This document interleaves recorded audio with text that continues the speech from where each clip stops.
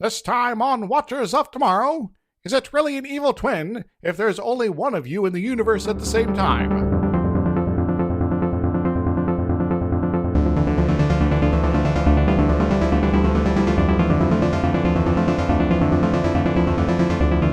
Hello everyone, welcome to Watchers of Tomorrow. I am Gep and I'm joined always by my good friend Dr. Isix. Hi. And today we watched just the worst episode of anything. No. I can't say that it could have been worse. Yeah, I suppose. But yeah, this was a bit of an experience, I guess. Yeah, it's an episode called The Alternative Factor, which itself is a nonsensical junk name. They tried to name drop a few times. They were just so heavy-handed. It's like, what are you even doing? Yeah. Weirdly, I think it is flat out the least misogynist episode. In a really weird way. Like the other ones just didn't have women in them at all. This one has like women in it and no one's treating them badly. Yeah, well, I guess the worst that it comes to is that there's someone sets a fire and there's a lady nearby. Yeah. Yeah. But she's like a main engineer character. I even liked her hair. She has like a really short haircut. It's cool looking. Yeah, very, style of the future. We have an episode written by Don Ingalls. Mm-hmm. He writes one other episode. Yeah, I don't look forward to it. That's like next season, right? I think so. Where did my writer go? A Private Little War. Yeah. Oh. Ooh. I don't remember that one, so don't spoil it for me. I don't remember it either, but I remember reading that Roddenberry didn't like the episode and then rewrote most of it, and then Ingalls disowned it. Ah. So that should be a trip of a different sort then. Yeah. We've only got one main guest star this episode who plays 1/2 characters. Surprise, spoilers. Yeah. His name is Robert Brown. He was in some other things that no one's ever heard of. He was Timmy O'Toole in Wagon Train. Yeah, Timmy O'Toole. Also apparently most remembered for his starring role as the charismatic, fast-talking Jason Bolt in the series Here Come the Brides. It's another show I keep seeing in these little info dumps here, but I have no idea what it's about other than it's probably involving weddings. I know. I had no idea what this would be. It looks Old Westy. Okay. That's about it. I don't know what we're going to actually talk about for this one, but we may as well jump in and at least get the synopsis done. All right, well, maybe we'll come up with something along the way. Yeah. Maybe the real alternative factor is the friends we made along the way. Hooray! Friendship! We join the Enterprise orbiting a typical planet. Yep. It's very typical. Too typical, in fact. It's just super typical. It's just weird. There's a horrible special effect, which they use a lot, where a picture of a nebula is overlaid on the screen, and there's some shaking and weird effects. It's not good. Yeah, it's just straight out from the telescope, here's a nebula, and it looks kind of weird looking, so we're going to use this over and over again. Yeah, apparently this is the universe winking out of existence, but only for a second, so you don't worry about it too much. Don't worry, it doesn't make sense later either. Yep. After the universe comes back online, Spock now suddenly detects a life object on the planet. So, what is a life object, Spock? It's apparently a humanoid. It's just like a life object. I think the term life science works better, and I'm glad yeah, I'll use it more later. The crew beam down to some very familiar-looking rocks in California, where they encounter a flying saucer and a man yelling about how he needs someone to help him until he falls down. Yeah, help me, I'm going to fall down. I was like, help me, stop him. Help me. I'm dead. Yeah. Okay, you've collapsed. So good on you. Yeah, we go back to the Enterprise. They talk a little bit about how important dilithium crystals are to not crashing into the planet. Mm-hmm. Yeah, when there's a communication from Starfleet saying they're now like expecting an invasion from somewhere. Yes, so some sort of like code factor 1, so maybe that's where the factor comes in. Well, it's the same code that they used during the Klingon invasion, actually. Oh, yeah. So they're being a little bit consistent. Hey, we got continuity. Weird. Yeah. A Commodore named Barstow appears on the screen to tell Kirk they are evacuating the area around them, but the Enterprise needs to deal with whatever is going on or die. It's one of those. Yeah, so I will also want to point out this is, I think, the first time there's been like live communication with like Starfleet Central. That's like live communication and not like just a message or something like that. So they must be pretty close. They're starting to use the view screen more and more. Yes. They've realized that just listening to the radio is bad TV. Yes. Kirk goes to talk to their new guest while Spock goes down to the planet for a closer examination of the surface.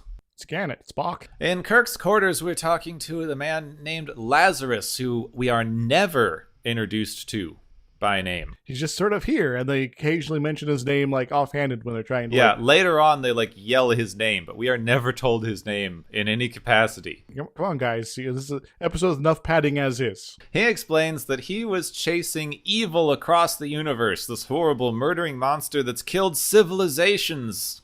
Yeah. He calls it an evil anti-life something. It's the anti-life equation made into a person? Oh, no. Yes, the anti-life equation from Doomsday in the really confusing DC arc. Yeah.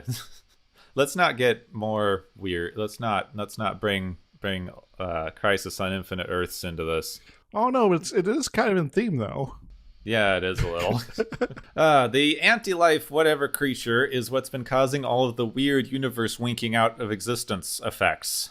He asks if Kirk will join him in his holy cause of hunting down this monster, but Kirk is only concerned with his mission outcome and, keeping his crew alive, not holy causes. It's good to have some perspective of Kirk, though.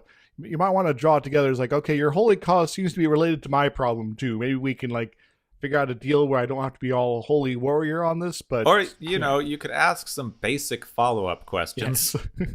Anything, really. Yeah, but we've already established Kirk's not very good at investigating things. Back on the planet, Kirk and Lazarus meet Spock, who's examining the flying saucer, which it is flat out just a flying saucer. It's got the weird little see-through bubble dome on top. It's saucer-shaped. It's like a very dumb 50s spaceship. It's just a ridiculous design. It's kind of humorous to a certain degree. Yep. They have found no additional information from either the ship or the planet, and Spock decides that means Lazarus is logically lying. Okay, then. Yep. This upsets Lazarus to be called a liar to his face. And then there's this weird special effect thing again. He runs off screaming, and then the screen turns negative, like a photo negative effect on the screen. He is tackled by someone in this negative thingy. We have the Batman newspaper spin effect. Yes. So I guess that's the universe imploding? I don't know. I don't know. Then we go back to normal. Lazarus is just staggering around on the planet. And Spock reports that the weird effect was centered on this very spot where Lazarus is. Who would have known? Well, I guess he's probably important to whatever's going on. Lazarus says, see, I told you the thing attacked me. It's what I've been trying to kill. Kill him. Kill. I'm having flashbacks that one bit of Mars Attacks where the general's like, kill constantly. Yep, it's basically that. It's about as ridiculous. Back on the ship, Spock still has no clue what's going on, but we're going to spend 10 minutes talking about it anyway. But it's probably something to do with Lazarus, you think, maybe, I guess, maybe, supposedly, I don't know. Yep, Kirk goes to sickbay to talk to McCoy about good old Lazarus. McCoy says that the first time he treated Lazarus, he had a big old cut on his forehead, and now he talks about having the constitution of a dinosaur or something. Yeah, apparently his wounds are all gone, and it's weird. Because he's a dinosaur. Alternatively, he's from that one planet from a few episodes back. Yeah, where they heal quick. Anyway, the gist of it is he doesn't have the big cut on his forehead anymore. Yeah, so that's but important. McCoy let him wander off somewhere, apparently. Just as you do. Yeah, Kirk asks, where is he? And McCoy goes, it's a big ship. Yeah, he's probably, I don't know, hanging out somewhere. We see that in the rec room, Lazarus is hanging out and overhears some engineers talking about the dilithium crystals, and he follows them out into the hallway. But outside, we have the weird special effect thing happen again, and there's a fight again, and Lazarus suddenly no longer has the bandage on his forehead. It's like he's been replaced with somebody else. Or no, he started without the bandage, and now he has the bandage. Okay. Yeah. This gets confusing as all get out. Yes, it kind of goes back and forth. The thing is that this cut on his head is supposed to be like a main signifier that we can use, but it's very unnoticeable in the episode. After this point, they draw special attention to it now because it's got a giant sticking plaster on it. But later it doesn't, and he gets other cuts. So, and they're kind of inconsistent as well. So yeah, Kirk shows up, sees that the guy has the cut on his forehead, concludes that McCoy was just joking around with him about how the cut healed up. Probably because he went on about dinosaurs for 5 minutes. You see, McCoy just wanted to talk about dinosaurs and needs a segue of some sort. Yeah, we've all been that kid in school. It's like, let me tell you about dinosaurs. They're pretty neat, and I'm going to use any excuse I can do to get you on that topic. I was that kid, so it's fine. You know what's bigger than a house? A dinosaur. Oh, God. Back on the bridge, there's a blinky light on the planet. Screen turn on. Yeah. The planet's blinking. It's apparently radioactive, but also doesn't really exist. It seems to be radiation coming from nowhere. Yeah. Spock decides it's probably a hole in space. Or maybe something else. But, he found it by cycling power through the dilithium crystals or something. So it reacts to the dilithium crystals. And Lazarus goes, dilithium crystals, gimme. Yes, I need those. Can I have all of them, please? Yeah, and Kirk goes, no, we need those to make the ship go. Yeah, and not die. And Lazarus goes, well, if you're not going to give me those, I'm going to get angry and storm into the hallway and then have one of those weird seizure effect thingies and lose the cut on my forehead. Don't help me. It'll destroy all the things. And oh, God. He loses the cut on his forehead again. He goes to engineering, where 2 engineers are working on the dilithium crystals. And he knocks them out and I guess steals them because now the crystals are missing. And it was probably a bad idea to let this guy wander around the ship. Because this guy's obviously a bit not trustworthy, and he's kind of making threats at this point and wants to take your lithium crystals, guys. Like, put a guard on him. Spock decided that this guy is logically a huge liar, and they still let him just wander around. In the briefing room, Kirk is interrogating Lazarus now with the cut on his forehead. He denies taking the crystals, but he says that the beast he's chasing must have. Oh no, the evil has got the dilithium crystals. Believe me, the crazy person who probably stole your crystals.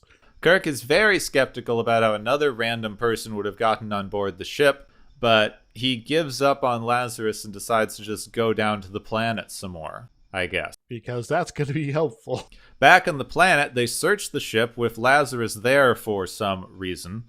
They discover that the dilithium crystals are in fact not on board the ship, and they all split up for no reason again. Lazarus has another one of his seizure dream whatever things, decides to climb down a cliff in a really awkward way, knocks down a rock, tells Kirk to look out for the rock he just knocked down, then falls and hurts himself. What's the point of this? I don't know. It is that now Kirk goes, he saved my life, and I trust you more because you saved my life from that rock you pushed on me. Kirk, it doesn't work that way. What are you doing?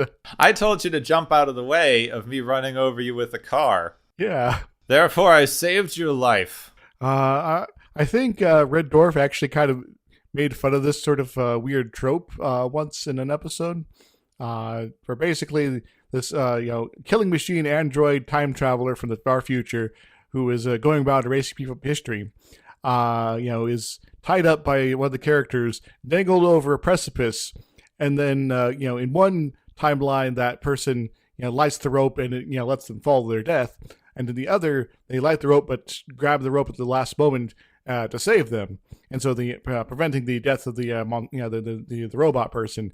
And the robot's like, this isn't going to keep you from being erased from history because you didn't really do anything other than put me in danger in the first place.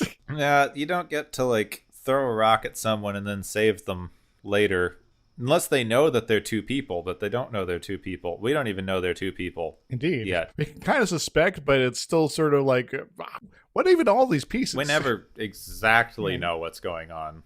There's just so many random elements that are just kind of being tossed at you that doesn't really follow through in a very sensible fashion. We wind up back in sickbay again, and Lazarus wakes up. Kirk says, "Oh my God, you saved me, but I still have some questions about what in the world is going on." Like all of us have as well. Lazarus says that he's actually a time traveler, and he's been chasing this evil person from the distant past, and that the planet they're orbiting is his home world that has long since died in his distant past with his time traveling stuff. Okay, this is a little bit more plausible now, I guess. That never do anything with this, and it's probably also not true. Yes. But McCoy insists that they let Lazarus get some rest. He dismisses a guard, but says he won't get away this time before everyone leaves. And Lazarus just gets up and walks out. McCoy does hesitate for just a second, but then he leaves. So that's like, what are you doing, guy? Yeah, it's like, don't worry, he's not going to escape this time. I'm going to watch him for a second. And then turn my back and leave the room. Maybe McCoy is actually try and get like his revenge on everybody for some reason. And he's just going to be, as pointless and difficult about actually helping it all, as much as he can here. So this is for thinking I was joking earlier. I'm going to get this guy and let him wander around the ship and get us all killed. Nah. There's another one of these special effect things, which I guess is supposed to signify Lazarus switching personalities or whatever it is. Indeed. Kirk and Spock discuss how weird things are happening with the radiation, and it's like it's from another universe or something. But it's coming from like outside the universe, maybe. And our sensors are designed to detect things in our universe, but not outside our universe. So obviously that's why things aren't being detectable. It makes any sense. Spock comments on Lazarus's erratic behavior, which we haven't seen. He says like it's almost as if he was two men, but every time we've seen Lazarus interact with anyone, it's been fairly consistent. And it's usually been the guy with the big cut on his head, too, except for, like, maybe once. Kirk gets the idea that, like, maybe this isn't a hole in space. Maybe it's a door. That's, like, a kind of hole, right? Yeah. It's just a different shaped hole. And maybe Lazarus is two identical people, one of whom is from a parallel universe that I've now suddenly decided is made of antimatter. Yes, because obviously it has to be antimatter, right? If one is made of matter, then the other has to be made of antimatter. And we all know that if matter and antimatter touch each other, the universe will explode. Because that's apparently a thing now. I'll go into this later. Meanwhile, Lazarus has set a fire in engineering. Two engineers choke their way out of the smoke. He grabs more crystals, knocks out the transporter operator, and sends himself to the planet. Kirk runs after him, finds him working on his ship, but when Kirk tries to run at the saucer, he vanishes. Lazarus is really mad about this. Kirk's been zapped. Kirk winds up in the negative space thingamabob for a bit. He kind of just wanders down a hallway. Yeah. And now he's on the same planet, but slightly darker. Yes. They apparently took a late evening shots or early evening shots or something like that, because there's sort of a twilight effect going on. There's obviously floodlights lighting them up so you can actually see anything. And it's a weird filter shot, yeah. And then they move to a set. He is greeted by Lazarus. Oh my god. Oh no, it's the other Lazarus. Or is this the Lazarus that we should know? I'm not sure anymore. I don't know. Neither of them has a cut anymore. Yeah. So shrug. This Lazarus confirms everything that Kirk just thought a minute ago. All the assumptions that were completely unfounded that Kirk just sort of pulled out of his ass, they're all true, apparently. So Lazarus's people discovered how to get to a parallel universe. His counterpart was driven mad by the idea that there was another of him somewhere, and now wants to kill his duplicate, even though he knows that if they ever met outside of the little interdimensional corridor thingamabob they've been going through, it would destroy both universes. Which would be bad. Lazarus, though, has a plan that he wants to send Kirk back, to force the other Lazarus into the negative corridor, where he will be waiting for him to hold him there, and then the Enterprise will destroy the ship, closing the negative zone thing, trapping them both there for all time. That's pretty cool. So what happens to the two guys then? They're like trapped in between dimensions, I suppose. For all eternity. Kirk doesn't like this much, but he doesn't really spend much time trying to find a different idea either. And he just leaves back to his own universe. Yes. Once he's there, he grabs the other Lazarus, wrestles with him very ineffectively for a while Spock just awkwardly watches from the side. Yeah, and there's also two red shirts there, and Kirk's just like, I'll take care of this, and then he does so poorly. Yeah, he proceeds to, wrestle this guy for, 5 minutes with not, all three of them could have just grabbed this dude easily.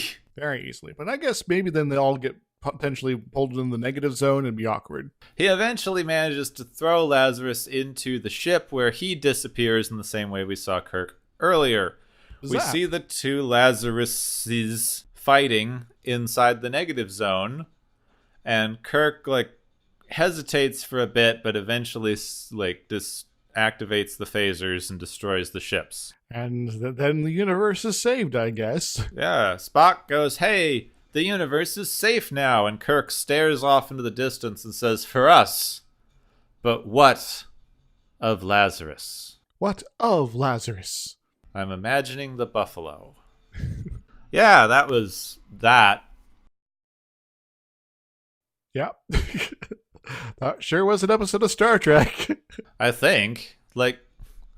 There's nothing going on. What's the conflict is that this crazy dude is trying to kill his duplicate for crazy dude reasons. Yes, and everyone just kind of following along for the ride. Yeah. I want to go and touch upon the basic premise of the episode in terms of the threat. This notion that the entire universe will get exploded if these two guys meet. Oh, it's time for the physics corner that I should work a theme song out for. You blinded me with science. So the idea is that this other universe is a universe made out of antimatter. Yep. Correct? Yeah, apparently. So when Kirk goes to that other universe of antimatter, it shouldn't matter that he's not going to hang out with a alternative version of himself. Just his electrons and protons and neutrons making physical contact with the various particles of the antiparticles in that universe should cause him to explode. So Kirk should be dead the moment he steps to that universe. That'd be a pretty short episode. Yes. So clearly this other universe is not made of antimatter, but in case it was. And these two guys, and if the entire and when Kirk traveled over there, it just happened to be that Kirk was not going to be destroyed because he was converted to antimatter or something. I'm not sure. But if these two guys were to meet, and one was made out of matter and the other was made out of antimatter, we could actually calculate how much energy their interactions would release and how much destructive power that would be. Ready for this? Yes. All right. So assuming these guys are 100 kilograms each, right? So you do the whole M equals mz squares, E equals mz squared sort of thing, and you figure out, these guys in total are going to be 9 times 10 to the 18th joules each, which is 9,000 petajoules, which is 1 megaton of like in T&D explosive power is about 4.184 petajoules. So each one of these guys is about 2,000 megatons of explosive power upon interacting with each other. And so that's about 4,000 megatons. So how does that like compare to like anything then? Any guesses? It's still pretty big. It's pretty big, yes. Hydrogen bomb-ish. So the largest hydrogen bomb put together and actually detonated was 50 megatons. So this is definitely like a couple orders of magnitude larger than that. And conceivably the 50 megaton bomb, the Tsar bomb, could have been tweaked to be up to 100 megatons. So that's going to be a pretty big explosion. But there's things like that have happened on Earth that are like bigger than this and have not destroyed the universe. Yeah, so world ending, but not universe threatening. Yes. So so comparison, like the total nuclear arsenal of the entire world is about 1,400 some megatons, which is still smaller than these two guys hanging out together. But then you go to things like how much total energy is received by the Earth per minute. It's like 62,000 megatons. So there's that's not destroying the Earth constantly, so that's probably a good thing. It's also not destroying the entire universe. I think we skipped over a slight thing that I think is somewhat important. Is what in the world is antimatter to begin with? Well, it's like matter, except it is basically the inverse as far as charge considerations usually go. The antimatter was sort of first conceived of when then people were like, we need like a relativistic version of quantum mechanics. Let's look at this equation by this guy named Dirac, and we're going to try to make that all quantum-y. And then they sort of did, and it's like, okay, so we're going to have like these two spin states here, but we also have these two other spin states that are like negative energy. Well, that doesn't make any sense. How can you have negative energy? And then they sort of thought about it for a little bit while. Well, what if it's not negative energy, but like sort of the inverse of the particle? So if they were to like interact, you get like twice as much energy as opposed to like zero energy. And that's sort of where the idea of antimatter kind of came about, and that's sort of a very, very hand-wavy sort of version of it. So it's just opposite energy particles. It's not opposite energy. It's sort of an opposite particle. So in nature, most matter particles, as far as we know, have a antimatter equivalent. So you got an electron. The antimatter version of it is called a positron, or a negative, or an anti-electron.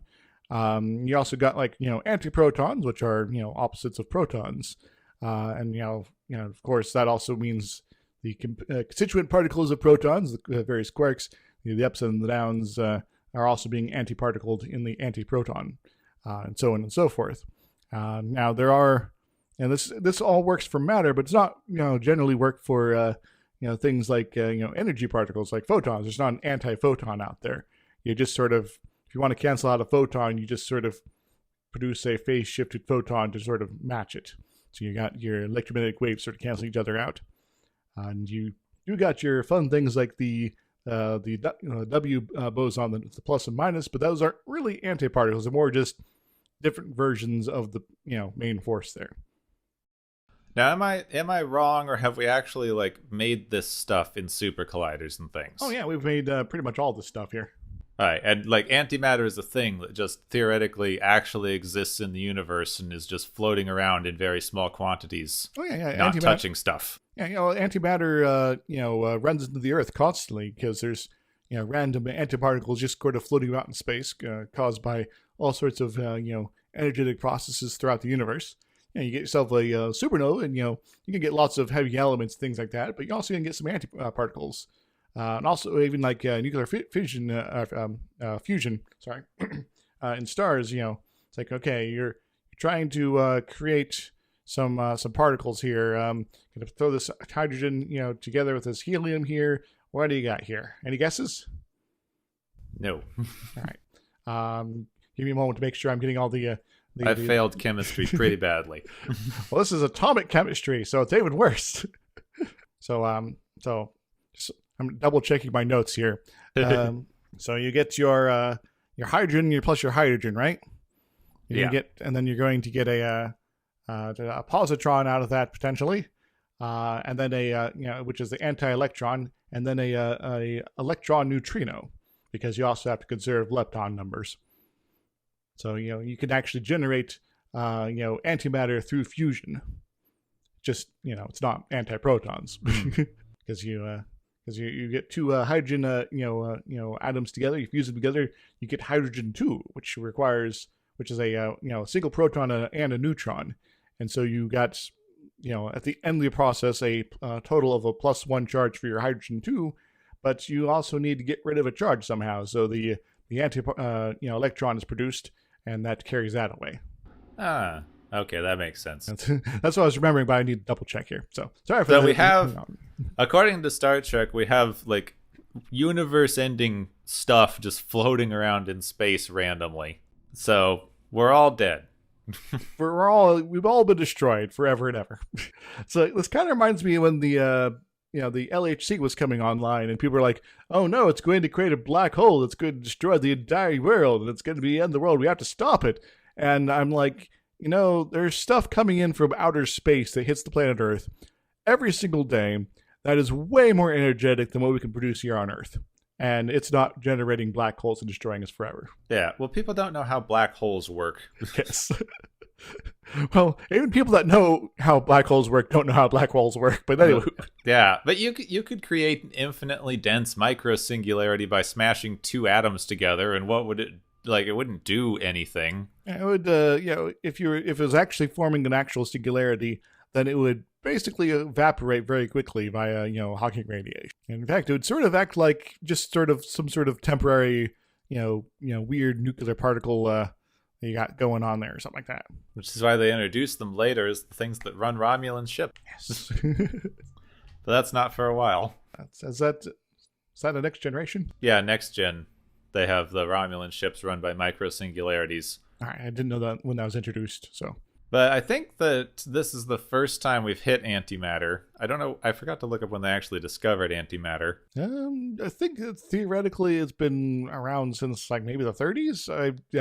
I might be forgetting, not getting this right. So I think they've used it in other things. This is our first Star Trek mention, and they haven't decided that it's what runs the ship yet. That'll be they much don't know later. What runs the ship. Well, dilithium, obviously, right? So their science is dumb. The episode itself, I think what they're going for here is some sort of ultimate self-sacrifice to protect the world from your evil side, which they really love doing the evil good side things. At least in this one, his evil side is not super important to the functioning of reality the way Kirk's is. Yes. It's more of a dark reflection as opposed to, some sort of component. So the basic end thing here is that this guy has to completely sacrifice himself, struggling with his evil half for all eternity in order to save the universe. And I get it, this manly thing of like we all have dark parts inside of us that we have to suppress and hold down and contain, otherwise we are innately dangerous beings. There's something weirdly attractive about that to some people. I guess it's this power, like it really plays into a kind of power fantasy of like I could be horrible and evil if I didn't hold it back. So not only am I powerful because I could do horrible things, I am also powerful because I prevent myself from doing so. The world is made out of cardboard, you see, and if I were to just even let one iota of my ultimate doom power out, everyone would be dead. And we're supposed to praise this guy's sacrifice. Like at the end, we have this whole thing, like he saved the entire universe, but what else sucks for him? Let's just, what of him? What couldn't we have done something? What's the problem? Yeah. Well, I think both versions were kind of assholes. Yeah, it seems to be. So I'm not too broken up about the situation, honestly. Yeah, I'm pretty sure that the brief for this episode would have been something like Captain Ahab, but he's hunting himself. Yeah, I think that's kind of apt. I guess maybe there is the bit about this guy being driven insane because he realized, oh, there's another me out there, and I guess I have to destroy it. That doesn't really make any sense to me. No, I mean, I guess it's just this individuality idea, it's kind of the same thing we get much later with the Borg, and a little bit with that Return of the Archons episode with the hive mind. Anything that prevents you from being this super special individual is like so impossible to comprehend as to drive you mad. Also, this is another one of these things where they just say this person is mad as a word to just explain any behavior at all. Like, he is mad, meaning he is like completely evil. Anything that happens to him is justified. That's all we need to know. And thus everything we do in this episode's okay now. They really are continuing with a lot of the themes in this episode. Like, this episode is written so poorly that the continuing themes that they have through all of the episodes really start standing out. Yeah. And like there's this huge underlying just fear that you could suddenly become mad for no reason, or that something else could make you mad, or you could be driven, like turned mad. There's just this idea that madness is just this thing that's gonna get you. So I guess there is maybe a funny way to sort of interpret this then, in that, you know, if the one that quote goes mad is from, you know, Kirk's universe, and the other one that's a little more chill but kind of still a jerk is from the other universe, it maybe sort of implies that, you know, that this sort of, you know, super ultra individualism that will just, you know, trip yourself and make you, you know, you completely lose your brain here, is maybe a byproduct of the universe Kirk exists in, and that's not the case elsewhere. Maybe that maybe this is an unfortunate you know, part of the fundamental existence in, you know, this, you know, particular dimension, but there are better ways out there, and maybe we can go explore them someday. We never figure out which dimension either of the two is from. We never even fully figure out which one's the mad one. Yeah. We just, you know, at the end, the one where Kirk meets the other universe, you know, is just suddenly much more chill than the one we've been seeing, but we're pretty sure this guy's also been acting weird. So yeah, who knows? Like, both of them have acted weird throughout the course of the episode. Like, this guy talks in a very calm, considered way, but his entire plan is, I'm going to, like, sacrifice myself and the other person and just be at each other's throats for all eternity. Well, I guess at least until they both run out of food or something like that. Yeah, you don't know how this thing works. They might just die in there. Yeah, let's hope so. It also just sort of, you know, once the madness has taken you, that's it. Like, they say, like, they're going to be in there. Imagine being in there with a madman at your throat for all eternity. It's like this, they're going to get tired. Like, you're basically saying you will never be able to work out a thing with this guy. Like, he's just so mad that you cannot reason with him, you can't talk to him, you can't do anything. He's just mad. Yeah, he's unrecoverable, and no amount of laying on a cot in the 1930s is going to help. Yep. This next episode. we love this unrecoverable madness idea. This is something that we still have. It's in fact the very basis of our current mental health system. Yeah, it's like everyone's beyond help. Yeah, you're not completely beyond help, but you're definitely beyond cure. Yeah. The way we pathologize things now is like, you just have an inborn problem with your brain that you have to struggle with for the rest of your life. And there's nothing we can do about it except teach you ways to manage it. We treat it like a chronic disease. Indeed. Like, I understand some of this mentality, but like with other chronic diseases, we are at least looking for cures. This one we've basically given up and said, like, well, nothing we can do. You have to be on these pills forever, and here's some like meditations or something that you can do to manage this. Yeah, we'll teach you how to manage, but that's about it. And if it's, you know, if it goes real bad, then we'll toss you into a hospital. And especially, like, this has definitely gotten better since they wrote these episodes in the 60s, but the unrecoverable madness thing is just like, they're unrecoverable. There's nothing we can do. We are no longer morally responsible for helping them. And so it's okay if they get trapped in a hell dimension forever. We are okay with this crazy person being trapped in this place, like in a horrible situation.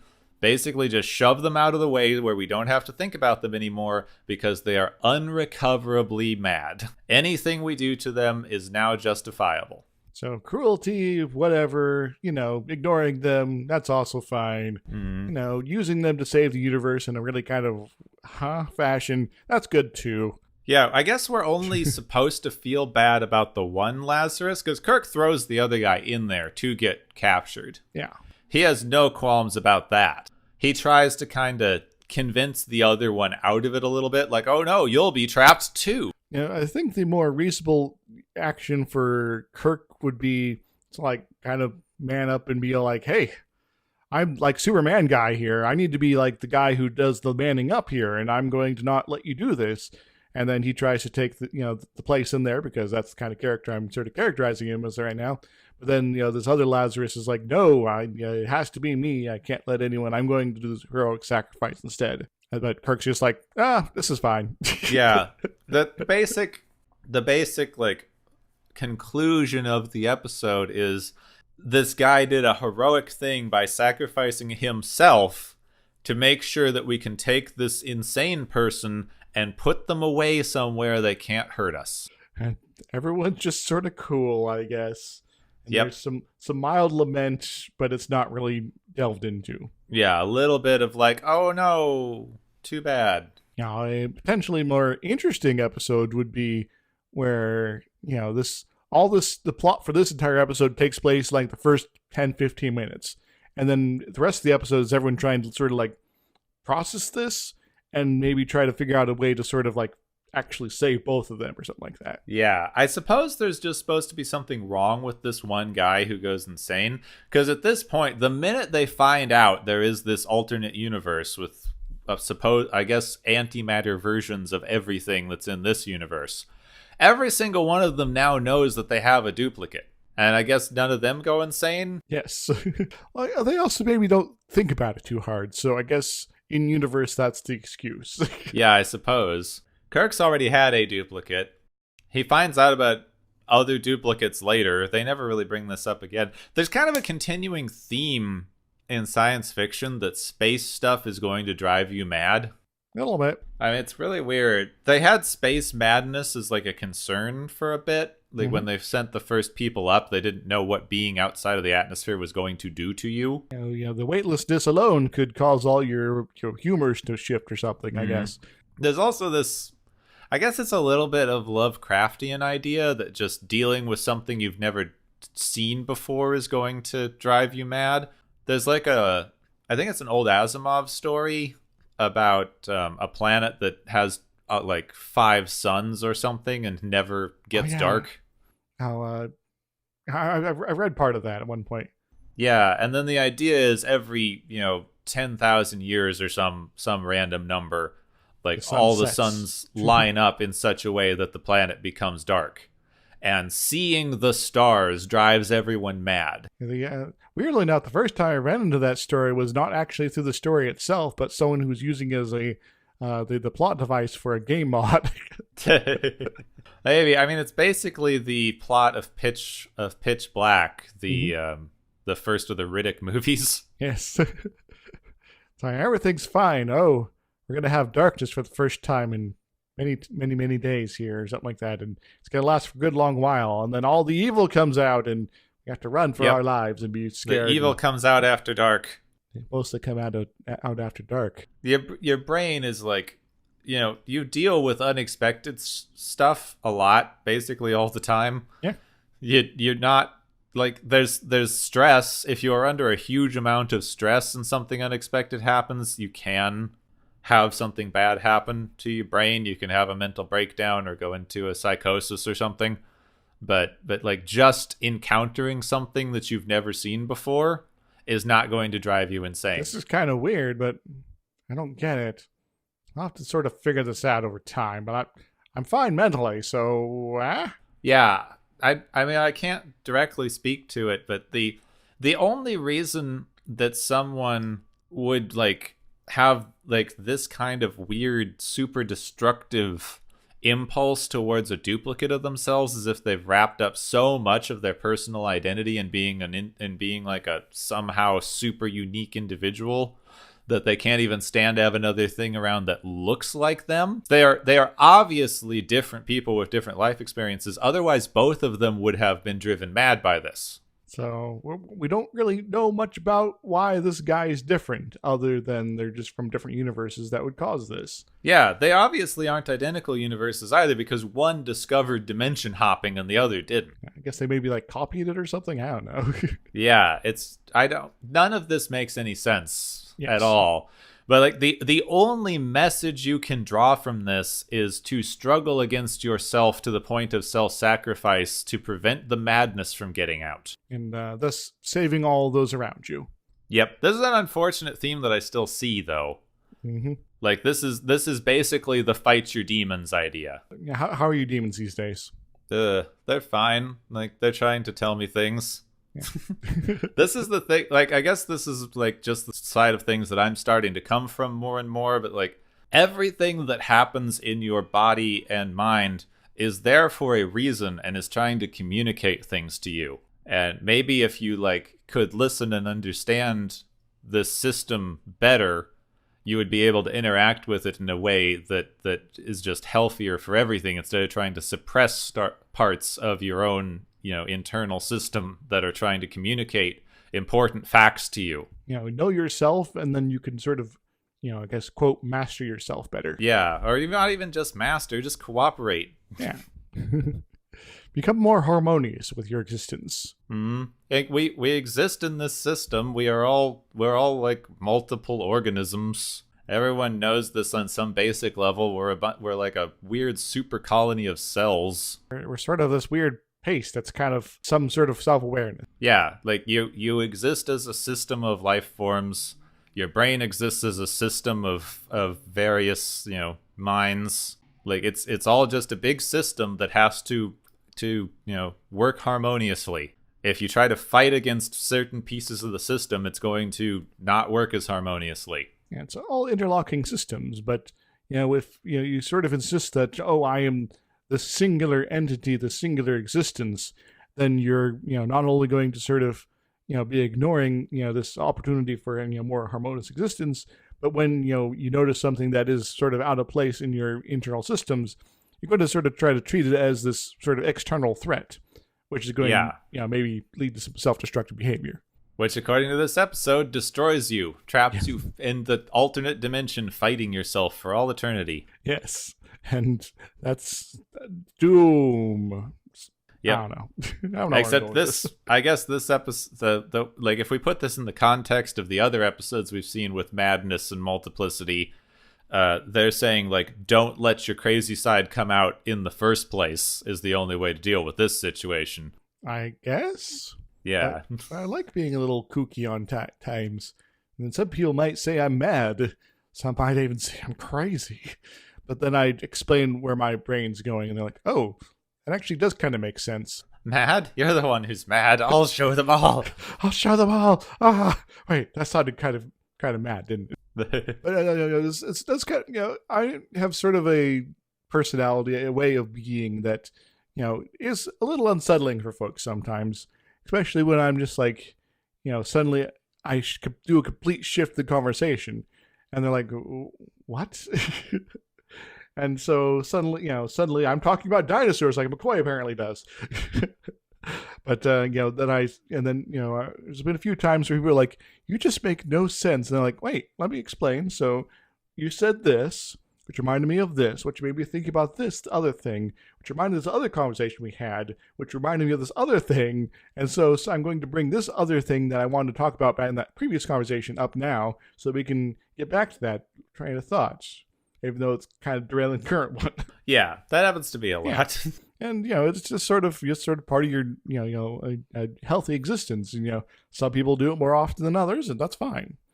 But, you make random connections all the time. Exactly. And it can seem like madness to someone else who doesn't have that sort of habit. And so it's sort of, being able to sort of sit down and sort of understand yourself enough to explain your train of thought can be kind of useful. But we already sort of brought up several times that Lazarus in this episode, whichever one I'm talking about, is terrible explaining things. Yeah. So, yeah. They're also terrible at asking questions. That's true. That's true. In this episode and the last episode, they could Kirk could have solved the entire thing, but just go like, okay, something weird is happening. Why are you acting weird? You're not like normal people we run into on random planets like this. What's up? So this is an off-topic thing, but I think it's interesting with like kind of where we got to. But even before like I started looking into some of the multiplicity psychology and things, we've had this thing for a while where we just know that our mind just works kind of by random consensus. Because at any given time, like 40-something% of the neurons in your brain are doing other junk. Like they're misfiring or not working efficiently. Like your brain is actually hugely inefficient as far as neuron to neuron interactions go. But the cumulative effect of like all of them sort of working towards the same thing and most of them getting there is actually way more efficient for like processing speed, if you want to make it like a computer analogy, than if our entire brain was working on one problem at a time. All the weird little misfires and things and us kind of getting to a general consensus of what's going on with our neurons is actually like the only way that it could function. Yeah, it's not quite parallel processing, but sort of, don't have good sort of other alternative sort of analogy to use here, honestly. Yeah, well, if you kind of are looking at it in the computer way, they're working on this with a lot of AI models.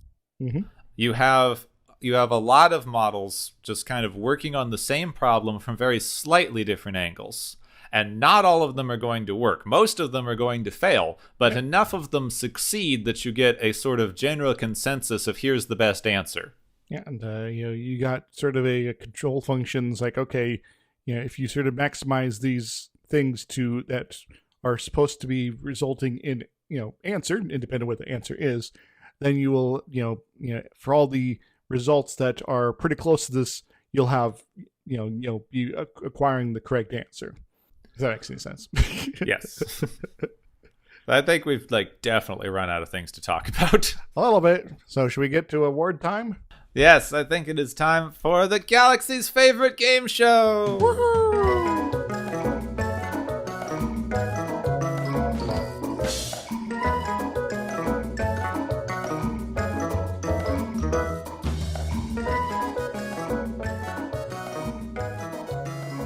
Hey, Gepwin, how you doing today? I'm doing well. I understand that you've have some prizes for our wonderful contestants this episode. Oh yeah, so we got some delightful things to give out. I hope you're ready to do so. The first one is the Evil Twin Award for going to Lazarus and Lazarus for being his own duplicate. What does he win, Gepwin? Lazarus and Lazarus win some sort of vaudeville act. Lazarus and Lazarus just sounds like a game show hosts or some sort of stage show. Oh no, they're trying to take my job. Oh dear. Oh. Our second prize for the day is going to be the Dimension Jump Prize, which goes to Kirk for being all up in that antimatter dimension, I think. Maybe. Whatever place that was. What does he win, Gepwin? Kirk wins the hope that the next leap will be his leap home. Oh, holy bacula, Batman. So our third award is the Where Are the Guards Awards, which goes to all the security personnel of the Enterprise for constantly losing track of that one guy who may be the key to prevent the universe exploding. So what does he win? All the guards of the Enterprise win segways. Because if you're going to act like mall cops, you may as well lean in. I like that. Good one. Oh. So thank you very much for the winners here. You've all been beautiful. Or maybe. Well, we'll find out next time, maybe. Yes, thank you all for joining us this time on the Galaxy's favorite game show. Yay!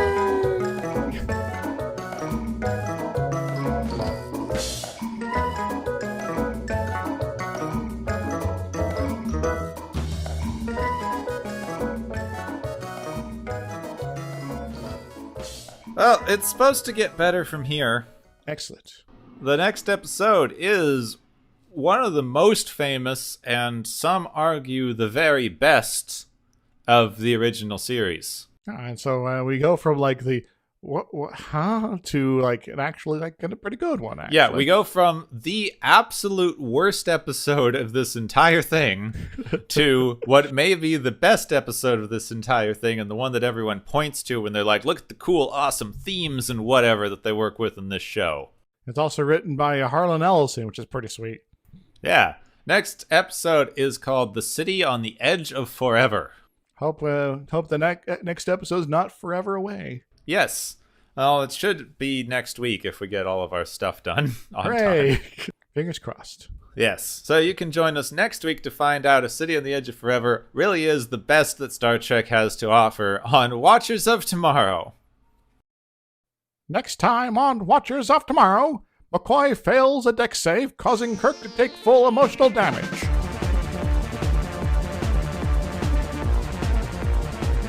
You have been listening to Watchers of Tomorrow, a podcast on science fiction media. Find and follow Watchers of Tomorrow on Podbean, YouTube, Spotify, iTunes, Google Play, Stitcher, Pocket Cast, Spreader, Digital Podcast, and perhaps many more to come. If you enjoy our podcast, make sure to subscribe for more. And where possible, make sure to rate your experience or leave us a review. You may find Gepwin on youtube.com/Gepwin and Twitter @Gepwin. You may find me, Dr. Isix, on youtube.com/Dr. Isix and Twitter @IsixLP. Music is Waveform and Mori's Principle, both by DRKRN. You can also check out the Watchers of Tomorrow Discord channel. Make sure to share the experience with your friends, family, enemies, and alien overlords. If you feel you are suffering from transporter syndrome, please be aware that the next time you step off the transporter, that you, that is now, no longer exists.